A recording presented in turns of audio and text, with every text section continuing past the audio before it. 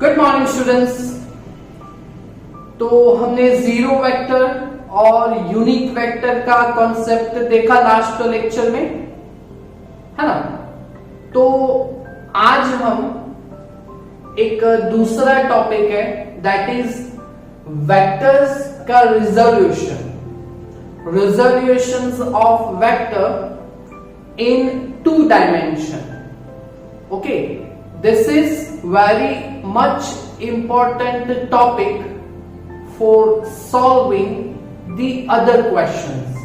इसके बाद जो भी न्यूमेरिकल्स आएंगे और जो भी थियरी आएगी ये इसी कॉन्सेप्ट के बेस होगी। ओके, तो इसका कॉन्सेप्ट आप एकदम बराबर से समझिएगा। ओके, तो स्टार्ट करते हैं। Resolution of vectors in 2 dimension. तो हमने वेक्टर क्वांटिटी स्टडी किया। अच्छा, वेक्टर क्वांटिटी में क्या था? Any physical quantity which has magnitude and direction both, that is called vector quantity, है ना। तो किसी भी वेक्टर क्वांटिटी को हमें अगर डिनोट करना हो, तो अगर वो फिजिकल क्वांटिटी अगर है कैपिटल ए, तो अगर ये वेक्टर क्वांटिटी है तो उसको डिनोट कैसे करेंगे हम? तो उसके ऊपर एरो मेंशन करेंगे। और दूसरा मेथड है, उस फिजिकल क्वांटिटी को अगर ये वेक्टर क्वांटिटी है तो उसको बोल्ड लिखे, थोड़ा घाटा लिखे। बट इजी मेथड इस वेक्टर मेंशन कीजिएगा ऊपर। तो कंसीडर करते हैं हम कि any physical quantity capital A is in vector और उसको हमें एक्सप्लेन करना है 2 डायमेंशंस में। अच्छा, 2 dimensions that is in Cartesian coordinate system. 2 axis लेंगे हम, that is x axis which is horizontal and y axis which is vertical। Okay, तो आराम से समझिएगा।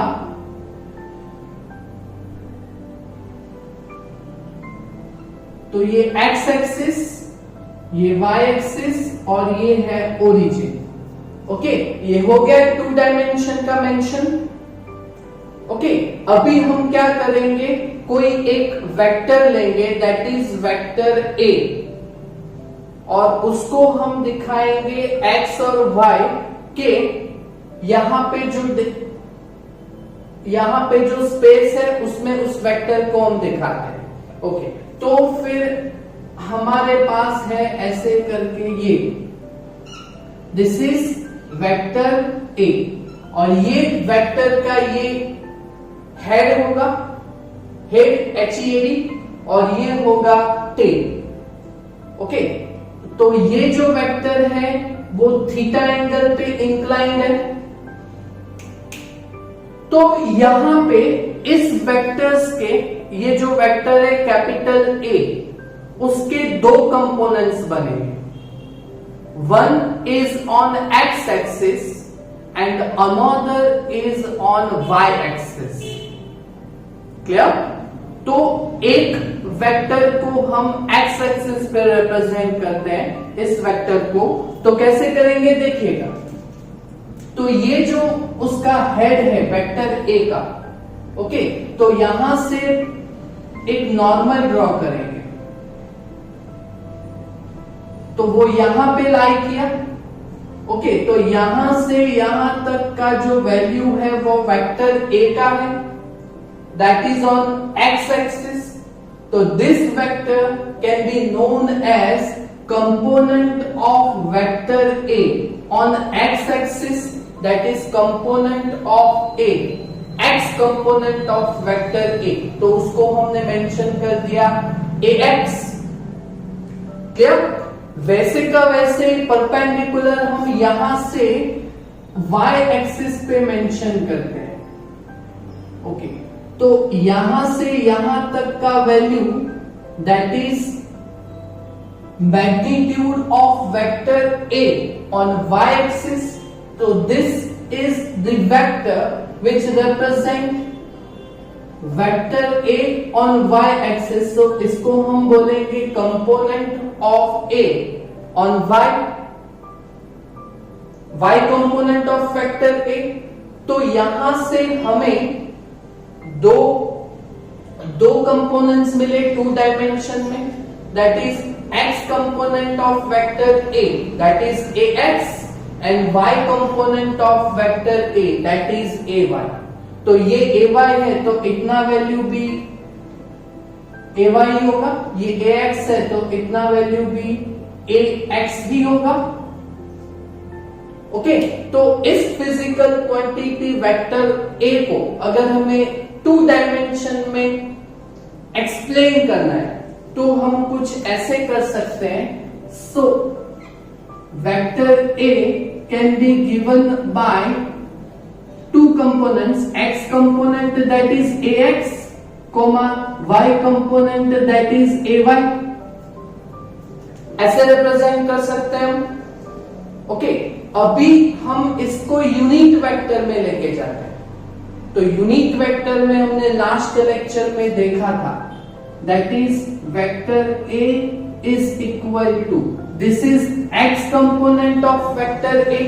तो इसको हम कैसे लिख सकते हैं, ax, और x डायरेक्शन के लिए कौन सा यूनिट वेक्टर था, 3 थे ना, i cap, j cap, k cap.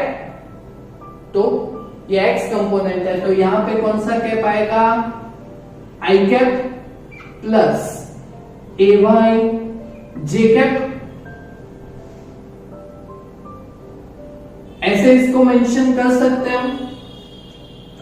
Okay, अभी हम क्या करेंगे तो समझिए, ट्रिगोनोमेट्री यूज करेंगे. मतलब ट्रिगोनोमेट्री में यूज करने का मतलब यहां पे एंगल थीटा है तो हमारे पास 3 टाइप्स के एंगल बेसिकली फंडामेंटल होते हैं, that is sine theta, cos theta and tan theta. तो यहां पे हम यूजिंग ट्रिगोनोमेट्री, हम यहां पे पहले अगर कॉस थीटा की डेफिनेशन यूज करते हैं तो cos theta that is equal to, cos theta का डेफिनेशन क्या था स्टैंडर्ड 10 में, cos theta that is adjacent side divided by hypotenuse.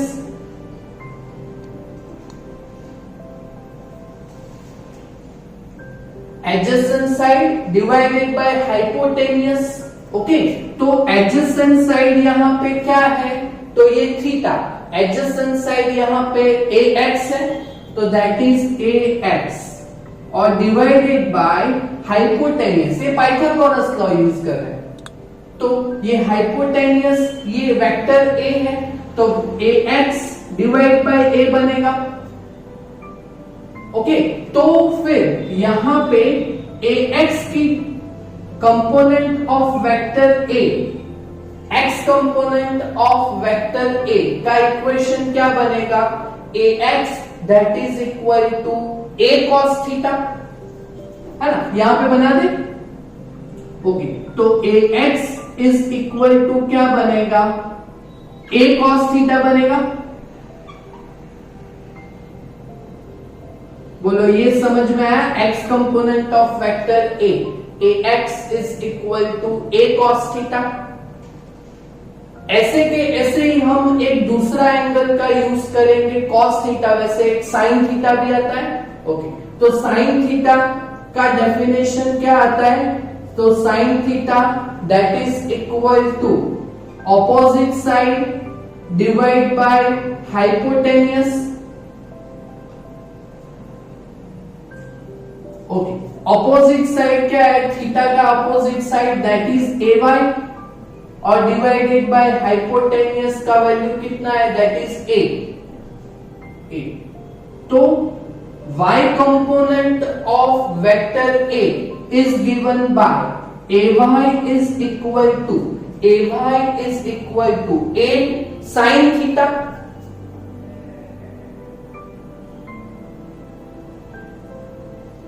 बोलो ये समझ में आया? ये समझ में आया? ओके। अभी ये हो गए दो components of vector, that is x component of vector ax, that is a cos theta, and y component of vector ay, that is equal to a sin theta. This is main basic concept of our vector quantity. Two components के equation बनाए। Clear? समझ में आया? Okay. अभी हम क्या करेंगे, तो ये जो वेक्टर a है उसका मैग्नीट्यूड फाइंड करते हैं।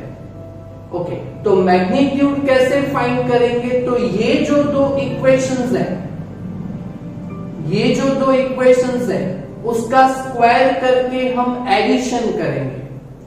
ओके, तो इसका स्क्वायर करके एडिशन करेंगे तो ax square that is equal to a square cos square theta and ay square that is equal to a square sin square theta. तो ax स्क्वायर एडिंग करेंगे तो ax square plus ay square that is equal to a square cos square plus a square sin square. Right hand side पे a square अगर common निकलेगा तो cos square plus sin square, आपने पढ़ा है cos square theta plus sin square theta 1, तो a square is equal to ax square plus ay square आएगा। तो ये अपना पाइथागोरस लॉ है ना। तो अगर ये वेक्टर का मैग्नीट्यूड हमें फाइंड करना तो हम पाइथागोरस का लॉ यूज कर सकते हैं, है ना। तो using Pythagoras law,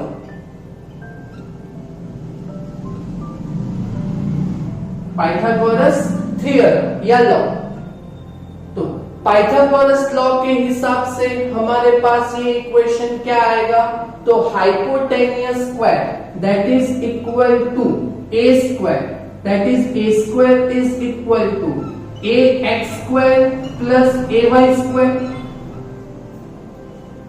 a square is equal to ax square plus ay square. Okay, तो यहां पे वेक्टर a का modulus that is magnitude, vector a is equal to क्या होगा, तो स्क्वायर इस साइड पे जाएगा तो कैसे आएगा, root of ax square plus ay square. Clear?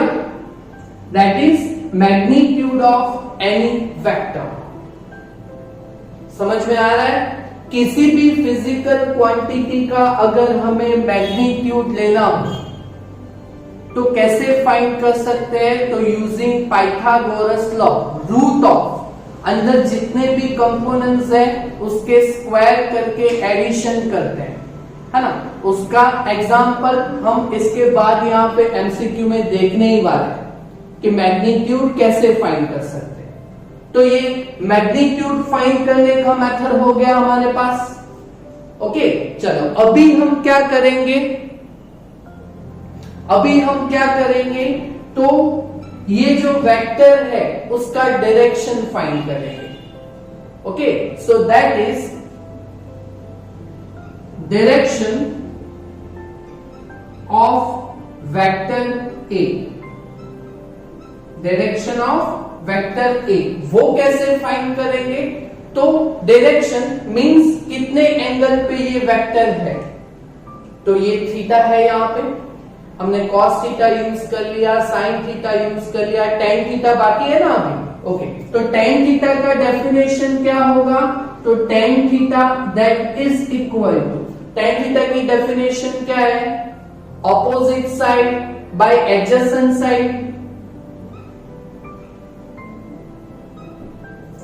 Okay, opposite side यहां पे कितना है, opposite side tan theta y component of vector and divided by x component of vector.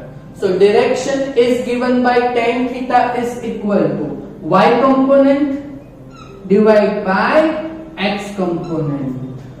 Okay, so direction theta is equal to tan theta is equal to ay by ax आया ना, है ना। तो theta is equal to tan इस side पे जाएगा तो बनेगा tan inverse, so theta is equal to tan inverse of y component by x component.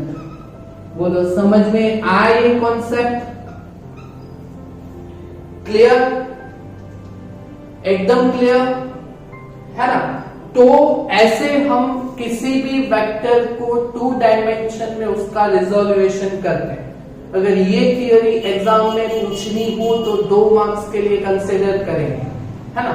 और ये जो भी है कॉन्सेप्ट ये आपको कंप्लीटली आना चाहिए, इंपॉर्टेंट टॉपिक है। ओके, चलो वापस समझो कि अगर कोई वेक्टर क्वांटिटी है वेलोसिटी v वेक्टर, तो उसका x component will be vx and y component will be vy। तो x component of velocity will be given by vx is equal to v cos theta and y component of velocity vy is equal to v sin theta. अगर उसका magnitude find करना है हमें velocity का, तो magnitude of velocity v vector modulus that is equal to root of 2 components का square that is vx square plus vy square. Clear? समझ में आया? ओके, अभी उसका डायरेक्शन अगर हमें फाइंड करना हो तो tan theta that is equal to y component by x component, so tan theta is equal to vy by vx, so theta is equal to tan inverse of vy by vx। नहीं समझ में आया? कितना easy है ना? ये जो concept है इसी कॉन्सेप्ट के बेस हम हमारे न्यूमेरिकल सॉल्व कर पाएंगे। डायरेक्शन, मैग्नीट्यूड कैसे फाइंड करेंगे वो। क्लियर? ओके, अभी एक एमसीक्यू है। तो एक वेक्टर है that is 6,8। 6 is x component of this vector and 8 is y component of this vector। तो इसको हम कैसे एक्सप्लेन करेंगे? इसका यूनिट वेक्टर हमें डिराइव करना है, तो इसको कंसीडर कर लेते हैं कि कंसीडर कि this vector is vector a that is 6,8। 6 is x component of vector A, this is ax and this is y component of vector A that is ay। Clear है ना? अभी इसका यूनिट वेक्टर हमें describe करना है। Okay, तो unit vector का हमने कुछ देखा था, तो यूनिट वेक्टर ऑफ A, तो इसका डेफिनेशन हमने दिया था unit vector that is n cap of vector A that is n cap of A, और उसका डेफिनेशन क्या था? एन कैप का डेफिनेशन क्या था? That is vector divided by it's modulus. ये यूनिट वेक्टर का डेफिनेशन था। अच्छा, यूनिट ये जो वेक्टर है उसका वैल्यू तो हमारे पास है 6,8। ओके, बट इसका मॉड्यूलस नहीं है हमारे पास, मैग्नीट्यूड नहीं है ना?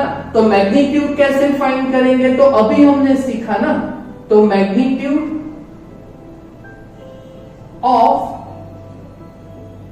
Vector A, so that is modulus of A. तो ये कैसे फाइंड करते हैं? तो हमने यहां पे सीखा ना, दैट इज रूट ऑफ जो 2 कंपोनेंट्स है उसका स्क्वायर करके addition, so that is 6 square plus 8 square. अगर यहां पे 6 -8 होता तो भी क्या होता? 6 स्क्वायर प्लस -8 स्क्वायर, तो -8 का स्क्वायर तो +64 ही आता है। अगर ये पे -6 -8 होता तो भी क्या होता? -6 स्क्वायर प्लस -8 स्क्वायर। मतलब जब भी मैग्नीट्यूड हो तो बीच में तो एडिशन ही आएगा। ओके, तो इसका सॉल्यूशन कितना आएगा? तो that is 6 square 36 plus 8 square 64। that is 64 plus 36, that is 100. So this will be root of 100. Clear? तो modulus of A, magnitude of vector A, that will be root of 100. 10 into 10, 100 का root, that is 10. Okay, तो यहां पे इस vector का modulus आएगा यहां पे 10. तो 10 दैट इज दोनों के डिवाइड में हो सकता है. तो यहां पे हम क्या करेंगे, 6/10 that is 0.6, 8/10 that is 0.8. So this is the unit vector of 6,8. ऐसे यूनिट वेक्टर हम डिराइव करते हैं. क्लियर? समझ में आया? और अगर हमें इसको यूनिट वेक्टर आई कैप जे कैप में अगर हमें मेंशन करना हो तो ऐसे कर सकते हैं 0.6 आई कैप, ओके, प्लस 0.8 जे कैप. बोलो, आएगा ये एमसीक्यू का मेथड? यूनिट वेक्टर को ऐसे डिराइव करते हैं. आपको आ गया है ना? पहले मैंने ये चलाया, उसके बाद यूनिट वेक्टर को डिराइव किया. इसका रीजन मैग्नीट्यूड कैसे लेते हैं तो वो हमने यहां पे सीखा. तो ये सीख लिया, उसके बाद ये सॉल्व किया, हो जाएगा, है ना? 2 बार वीडियो देखिएगा, 3 बार देखिएगा, पर आपको ये टॉपिक समझ में आए उसके बाद ही आपके नोट में कीजिएगा, है ना? Clear? Thank you very much.